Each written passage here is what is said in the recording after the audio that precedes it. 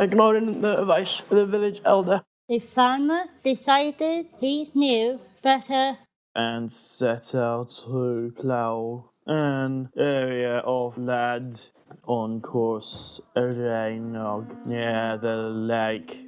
The determined farmer took his plough and 8 ox and set out to work the land.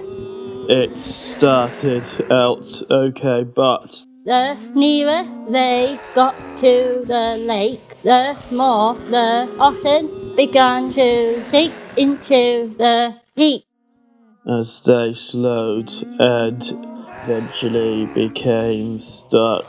The farmer got angry and began to whip the ox. The oxen pulled and pulled. But the more they struggled, the more stuck they became.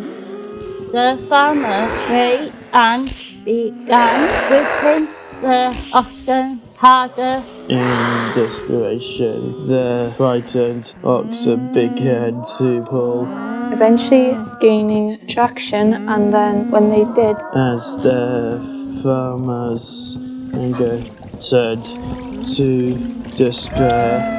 They went headlong into the lake, Pulling the farmer and the plough with them.